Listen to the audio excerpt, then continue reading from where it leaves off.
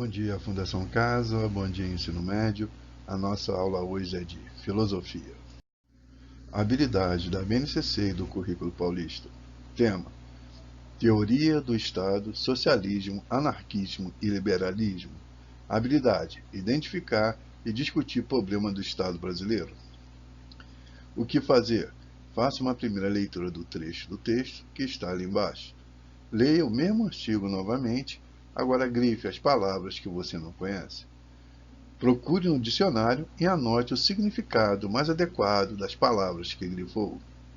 Releia o texto só mais uma vez e procure compreender e interpretar o texto para responder às questões. Questão disparadora: você se julga melhor e justo para a nossa sociedade? E por quê? O anarquismo é considerado uma doutrina sociopolítica que surgiu entre os séculos 17 e 18 na Europa, tendo chegado ao Brasil em 1850, através dos imigrantes europeus. O anarquismo defende que a sociedade não deve ter nenhuma forma de autoridade e considera que o Estado é uma força coercitiva. As teorias do anarco-sindicalismo chegaram ao Brasil através de livros dos sindicalistas franceses e difundiram-se através da imprensa e das decisões da grande massa operária, dominada por anarco-sindicalista.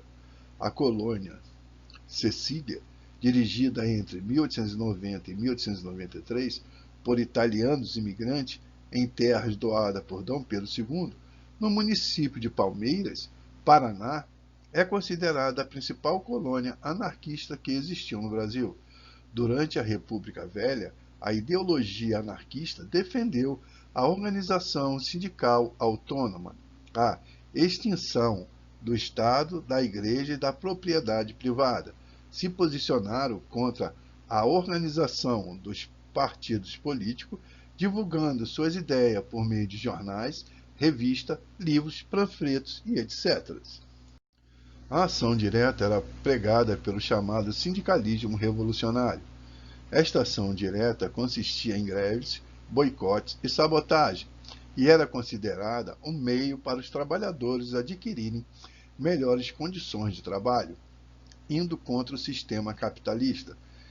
Em busca de destruir esse sistema, os trabalhadores eram ensinados a se prepararem para uma ação final, a greve geral que destruiria esse sistema. Nestas ações diretas, a violência era considerada aceitável, a sabotagem era considerada eficaz, e caso não fosse possível realizar a greve, o proletariado era orientado a destruir os equipamentos, os ambientes de trabalho e pressionar os seus patrões até que sua exigência fosse atendida.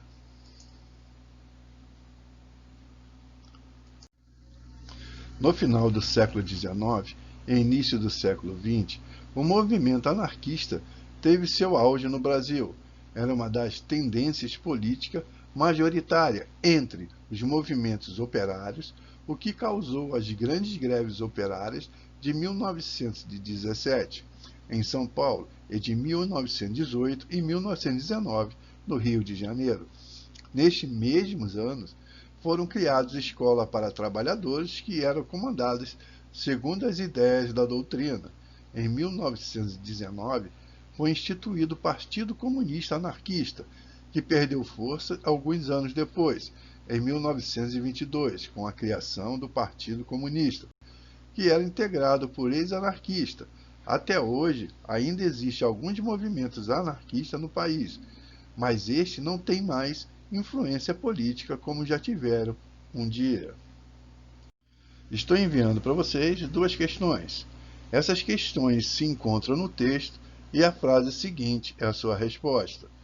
Qualquer dúvida, deixe com a dona Alessandra que ela passará para mim e eu devolverei na próxima aula. Fique com Deus e até a próxima.